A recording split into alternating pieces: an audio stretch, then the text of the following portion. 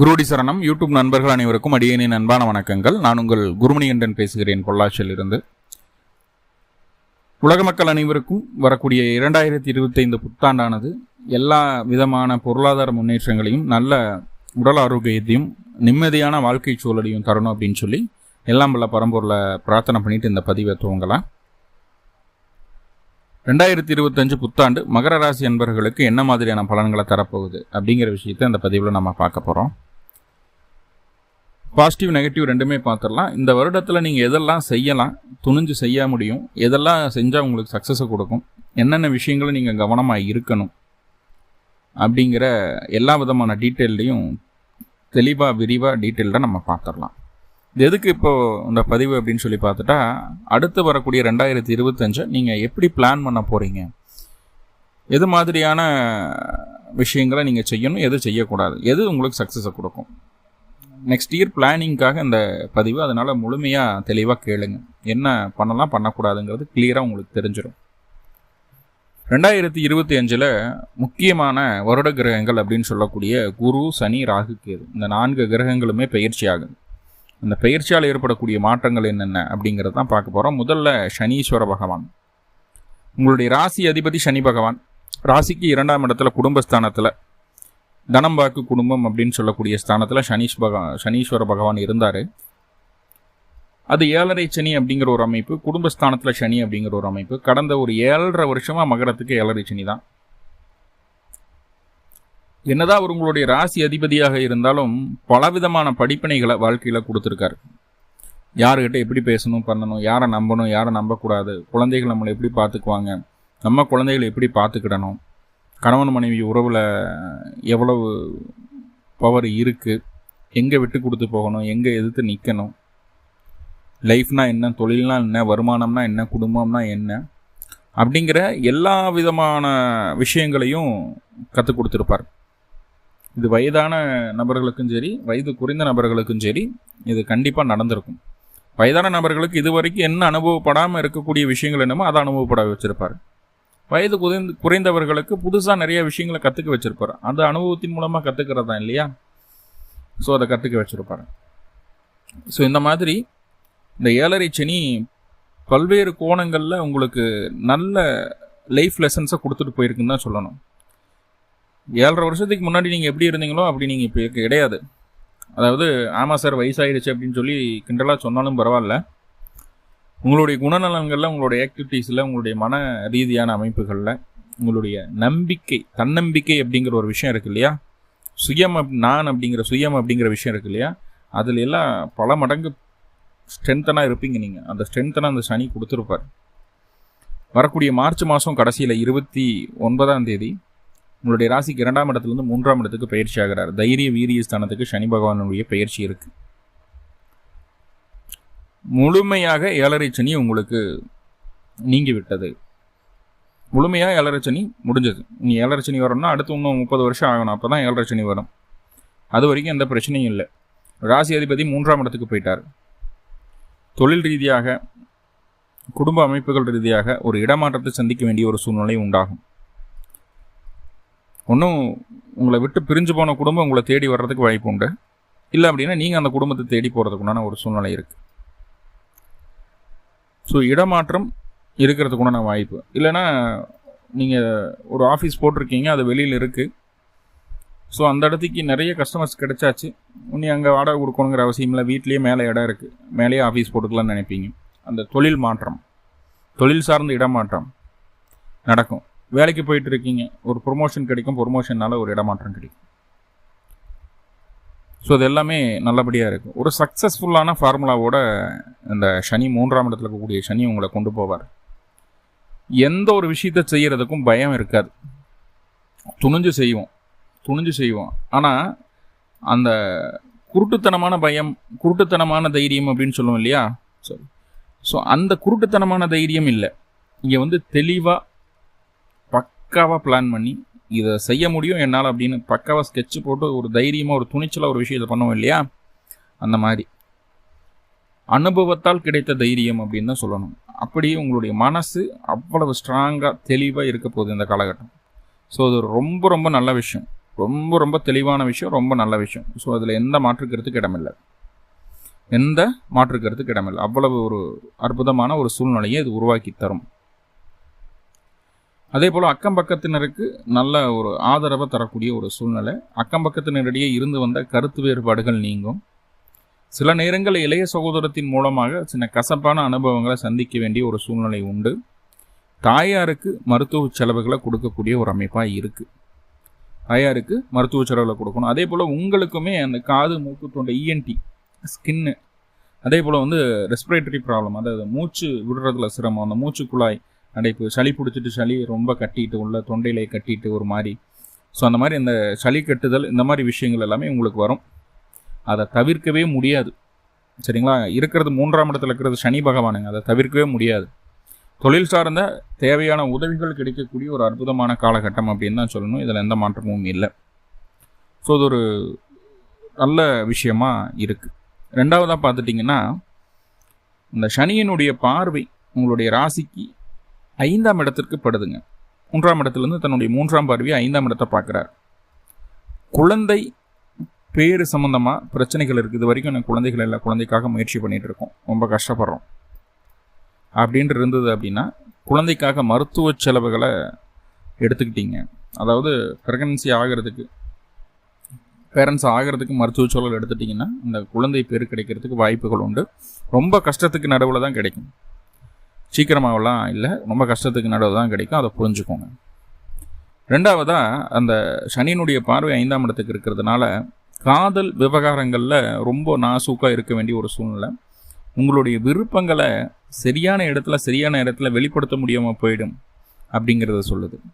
அப்போது உங்கள் விருப்பங்களை வெளிப்படுத்தணுங்கிற அவசியம் இல்லை, அதை நீங்கள் செயலில் காட்டிட்டு போங்க அப்படிங்கிறத நான் சொல்கிறேன். ஏன்னா 3ஆம் இடத்துலேருந்து தான் 5ஆம் இடத்தை பார்க்குது. செயலில் உங்களுடைய விருப்பங்களை காட்டிடுங்க, வாய் விட்டு சொல்ல வேண்டாம் அப்படிங்கிறத சொல்லுது. குழந்தைகள் உங்களுடைய பெயரை ஊக்குவிக்கும் விதமாக, உங்களுடைய பெயரை நிலைநாட்டும் அமைப்பில், இன்னார் பையன் அப்படின்னு சொல்கிறத தாண்டி இந்த பையனோட அப்பா தான் இவர் அப்படின்னு சொல்கிறவங்க உங்கள் பையனோட ஒரு லெவல் நல்ல மேலே போகும். முக்கியமாக சொல்லப்போனால் மகர ராசி அன்பர்களுடைய குழந்தைகளுக்கு இந்த காலகட்டம் ரொம்ப நல்லா இருக்குது. அது முதல் குழந்தைக்கு ரொம்பவே நல்லா இருக்குது. அதில் நெகட்டிவாக எதுவும் சொல்கிறதுக்கு இல்லை. அடுத்த குலதெய்வ வழிபாடு அதிகமாக செய்ய வேண்டிய ஒரு காலகட்டம் மகரத்துக்கு உண்டு. அடிக்கடி குலதெய்வம் கோயிலுக்கு போயிட்டு வாங்க. குலதெய்வ வழிபாடு செய்ய தான் உங்களுக்கு இதுவரைக்கும் இருந்த பிரச்சனைகளுக்கு உண்டான தீர்வு ரொம்ப சீக்கிரமாக கிடைக்க ஆரம்பிக்கும். 5ஆம் இடத்துக்கு சனியினுடைய பார்வை இருக்கும்போது குலதெய்வ அனுகிரகம் பூர்ணமாக உங்களுக்கு கிடைக்கும். அதில் எந்த மாற்றமும் இல்லை. அடுத்ததாக பார்த்துட்டிங்கன்னா, அந்த சனியினுடைய பார்வை உங்கள் ராசிக்கு 9ஆம் இடத்துக்கு படுது. அப்போது வேலை சம்மந்தமான விஷயங்கள்லையும் தொழில் சம்மந்தமான விஷயங்கள்லையும் உங்களுக்கு அடுத்த கட்ட நகர்வை நோக்கி அந்த சனி பகவான் உங்களை அழைச்சிட்டு போகிறார். ஒர்க்லோடு அதிகமாகும், கண்டிப்பாக பொறுப்புகள் அதிகரிக்கும், ஒர்க்லோடு அதிகமாகும். அதே போல் வந்து ப்ரொமோஷன் கிடைக்கும் வித்தவுட் இன்க்ரிமெண்ட். அதை நல்லா புரிஞ்சுக்கோங்க. ப்ரொமோஷன் உங்களுக்கு கிடைக்கும் வித்தவுட் இன்க்ரிமெண்ட். ஸ்டார்டிங்கில் இன்க்ரிமெண்ட் இருக்காது. ஒரு வருஷம் அந்த ப்ரொமோஷனில் ஒர்க் பண்ண வைக்கும் உங்களை, அதுக்கப்புறம் தான் இன்க்ரிமெண்ட் கிடைக்கும். பொருளாதார அமைப்புகளில் மெல்ல மெல்ல மெல்ல மெல்ல இம்ப்ரூவ்மெண்ட்டை கொடுக்கும். செலவுகள் குறையும். முன்னாடியே சொல்லிட்டேன், வருமானம்னா என்ன, காசு பணம்னா என்ன, எப்போ சேமிக்கணும், எப்போ விடணும், என்ன பண்ணணும், நம்மகிட்ட காசு இருந்தால் எப்படி நடந்துக்கிறாங்க, காசு இல்லைன்னா எப்படி நடந்துக்கிறாங்க, எல்லா விதமான பாடத்தையும் உங்களுக்கு கொடுத்துருப்பார். அப்போது இப்போவும் வந்து அந்த காசை பணத்தை சேமிக்கிறதுக்கு உண்டான வழி என்னமோ அதை செய்துக்கிட்டே இருப்பார். அந்த ஒரு கருத்தில் தான் போயிட்டு இருப்பீங்க. அனாவசியமாக ₹1 கூட செலவு பண்ணக்கூடாது அப்படிங்கிறது உங்கள் மனசுக்குள்ள ஆழமாக இருக்கும். அந்த காசு பணத்தோட அருமை புரிய வச்சுருக்கும் அந்த சனி. இல்லை எந்த மாற்றமும் இல்லை. அப்போது பொறுப்புகள் கூடுது, அதே நேரத்தில் அங்கே வருமானமும் கூடணும் இல்லையா? அங்கே வருமானம் கூடாமல் வருமானம் அப்படியே இருக்குது. ஆனால் சரி, கடமையை செய் பலனை எதிர்பார்க்காதே அப்படின்ற மாதிரியான ஒரு எண்ணத்தோடு நீங்கள் செயல்பட ஆரம்பிச்சிட்டிங்கன்னா, இப்போது எவ்வளோ வருமானம் எதிர்பார்த்தீங்களோ அதை விட 2 மடங்கு அந்த சனி கொடுப்பார். கொஞ்சம் வெயிட் பண்ணி அதுக்கப்புறம் கொடுப்பார். 2 மடங்கு கொடுப்பார். அதில் எந்த மாற்றமும் இல்லை. தந்தைக்கும் உங்களுக்கும் சின்ன சின்னதாக கருத்து வேறுபாடுகள் வந்து போகும். குழந்தைக்கும் உங்களுக்கும் சின்ன சின்னதாக கருத்து வேறுபாடுகள் வந்து போகும். அதை வந்து தடுக்க முடியாது. அனுசரித்து போங்க அப்படிங்கிறத சொல்லுது. புதுசாக காலி நிலம் வாங்கணும், வீடு, வாகனம், 2 வீலர்ஸ் வாங்கணும், இந்த மாதிரி எல்லாம் எண்ணங்கள் தோணும். 2 வீலர் வாங்குவீங்க, 4 வீலரும் வாங்குவீங்க, புதுசாக மாற்றுவீங்க. அதே போல் காலி நிலம் உங்கள் பேரில் ரிஜிஸ்டர் ஆகிறதுக்கு வாய்ப்புகள் அதிகமாக கொடுக்குது. அதுக்குண்டான சான்சஸும் இருக்குது. சனியினுடைய 10ஆம் பார்வை ராசிக்கு 12ஆம் இடத்துக்கு இருக்குது. தேவையற்ற செலவுகளை குறைச்சிடுவீங்க. வெளியூர் வெளிமாநில பயணங்களை தவிர்க்க விரும்புவீங்க. ரொம்ப நேரம் லாங் ட்ராவல் போக வேண்டாம்னு நினைப்பீங்க. நைட்டு தூக்கம் இல்லாமல் கஷ்டப்படுவீங்க. கொஞ்சம் தூக்கம் குறைஞ்சி போயிடும். ஸ்லீப்பிங் டோஸ் எல்லாம் எடுக்கிற மாதிரி இருக்கும் உங்களுக்கு. ஓகே, அடுத்ததாக குரு பகவான் உங்களுடைய ராசிக்கு 3-12க்கு அதிபதி. இது வரைக்கும் 5ஆம் பாவத்தில் இருந்தார். குருவின் பார்வை மே மாதம் வரைக்கும் உங்களுக்கு கிடச்சிட்டே இருக்கும். மே மாதம் குரு உங்களுடைய ராசிக்கு 6ஆம் இடத்துக்கு பயிற்சி ஆகிறார். 2025 மேல 6ஆம் இடமான மிதுன ராசிக்கு குரு பயிற்சி ஆகிறார். அங்கே ஒரு May, June, July, August, September, October வரைக்கும் அந்த குரு பகவான் ராசிக்கு 6ஆம் இடத்துல தான் இருக்கிறார். 3 கூடியவர் 6ல் மறைவு. அப்படிங்கும்போது சகோதர வழி ஆல்ரெடி 3ல் சனி இருக்கிறார்.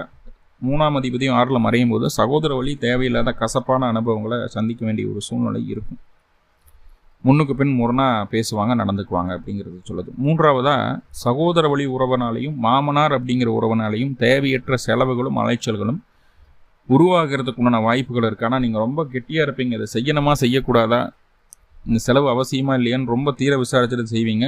இருந்தாலும் உங்களுடைய அத்தனை மெனக்கெடுதலையும் தாண்டி செலவுகள் வர்றதுக்கு வாய்ப்புகள் உண்டு. சகோதர வழியிலையும் மாமனார் வழியிலையும் அப்படிங்கிறத சொல்லுது. வேலையில் இது வரைக்கும் இருந்து வந்த பிரச்சனைகள் தீரும். ஆனால் கொஞ்சம் அலைச்சல் இருக்கும். வேலை சம்மந்தமாக வெளியூர் வெளிமாநிலம் பயணங்கள் மேற்கொள்ள வேண்டிய ஒரு சூழ்நிலை இருக்கும்.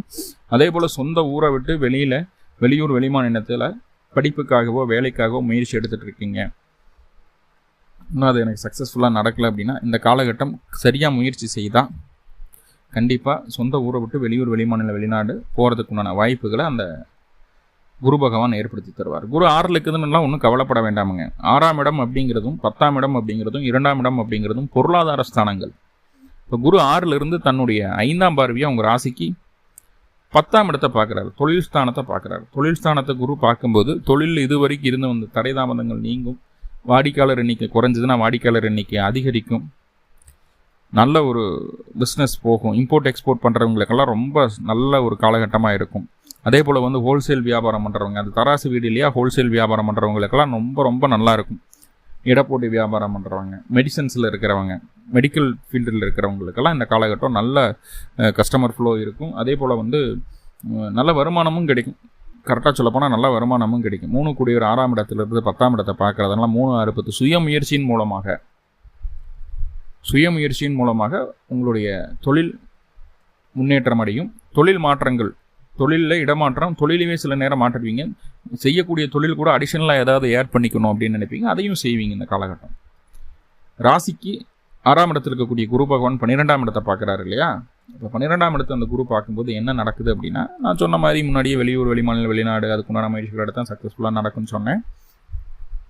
அதே போல் நல்லா பாருங்கள், தந்தையினுடைய பெயரில் சொத்து பத்து வாங்குறதுக்குண்டான அமைப்புகள் உண்டு. தந்தையினுடைய பெயரில் இதுவரைக்கும் இருந்த சொத்து பிரச்சனைகள் நீங்குவதற்கு வாய்ப்புகளை சொல்லுது. உங்களுக்கு மருத்துவ செலவுகள் குறையும். குடும்பத்தில் யாராவது ஒருத்தருக்கு நல்ல காரியம் நடக்கும். சுபகாரியங்கள் நடப்பதால் சுப செலவுகள் உருவாகிறதுக்குண்டான வாய்ப்புகளை சொல்லுது. சுப செலவுகள் உண்டாகும். சரிங்களா? ஓகே. அதே போல் குடும்பத்திற்கு ஏதோ ஒரு உயிர் வருகை உண்டாகும். உயிர்னா பையனுக்கு குழந்தை பிறக்கிறது அப்படிங்கிறது ஒன்று. இல்லைன்னா ஒரு வீட்டில் பெட் அனிமல் டாக்ஸ் வளர்த்துவீங்க, பூனை வளர்த்துவீங்க, அது குட்டி போடுறது, இந்த மாதிரி ஏதாவது ஒரு உறவு புதியதாக புதுப்பிக்கப்படும் அப்படிங்கிறத சொல்லுது. 3ஆவதாக ரொம்ப நாளாக பேசாமல் சண்டை சச்சரவோடு இருந்துட்டு இருந்த ஒரு சொந்த பந்தம் ஏதோ ஒரு சுப நிகழ்ச்சியில் சந்தித்து மறுபடியும் அந்த சண்டை சச்சரவுகளெல்லாம் தாண்டி ஒன்று சேரக்கூடிய ஒரு அமைப்பு சொல்லுது. அடுத்த ராகு கேது பயிற்சி. இது ராகு உங்கள் ராசிக்கு 2ஆம் இடத்துக்கு வர்றாரு. கேது ராசிக்கு 8ஆம் இடத்துக்கு போகுது. கேது ராசிக்கு 8ஆம் இடத்துக்கு போகிறதுனால இது வரைக்கும் இருந்த பிரச்சனைகளுக்கு தீர்வை கொடுத்துருவார் அவர். ஒன்றும் பிரச்சனை இல்லை. சரிங்களா? அது பிரச்சனை இல்லை. வம்பு வழக்கு பிரச்சனை, கோர்ட்டு கேஸு வழக்கு எதுவாக இருந்தாலும் அதில் ஃபைனலாக உங்களுக்கு சாதகமான ரிசல்ட்டை கொடுக்க போகிறார் அப்படிங்கிறத சொல்லுது. தலைக்கு வந்தது தலைப்பாகையோட போச்சு அப்படிங்கிற மாதிரி உங்களுக்கு வர இருந்த பெரிய கண்டங்கள் கூட மாறி போயிடும். அதில் பிரச்சனை கிடையாது. ஆனால் ராகு 2ஆம் இடத்துல இருக்கிறதுனால குடும்பத்துக்குள்ளே அப்பப்போ சலசலப்புகள் வரும். காசு பண விஷயங்களில் கொஞ்சம் மனஸ்தாபங்கள் வரும். தேவையில்லாத வாக்குவாதங்களுக்குள்ளே ஈடுபடக்கூடாது. உங்களுடைய நல்ல பழக்க வழக்கங்கள் கெட்ட பழக்க வழக்கங்களாக மாறும். இது வரைக்கும் ட்ரிங்க்ஸ் பண்ணல, ஸ்மோக் பண்ணலன்னா அதுக்குள்ளே உங்களை இழுத்துட்டு போகிறதுக்கு உண்டான வேலையை அக்கம் பக்கத்தில் இருக்கிறவங்க செய்வாங்க. ஸோ அந்த இடத்துல மட்டும் கொஞ்சம் கவனமாக இருங்க. இந்த வருடத்திற்குண்டான வழிபாடு அப்படின்னு சொல்லி பார்க்கும்போது உங்களுடைய வீட்டருகில் இருக்கக்கூடிய பெருமாள் ஆலயங்களுக்கு செல்லுங்கள். பெருமாளுக்கு 2 நெய் தீபம் போடுங்க, துளசி வாங்கி கொடுங்க. பிறந்த கிழமை அன்னைக்கும் பிறந்த நட்சத்திரத்தன்னைக்கும் இந்த வழிபாடை செய்யுங்க. இந்த வருடம் உங்களுக்கு நல்ல ஒரு முன்னேற்றம் தரக்கூடிய அற்புதமான ஆண்டாக அமையட்டும். நன்றி. வாழ்த்துக்கள். வாழ்க வளமுடன்.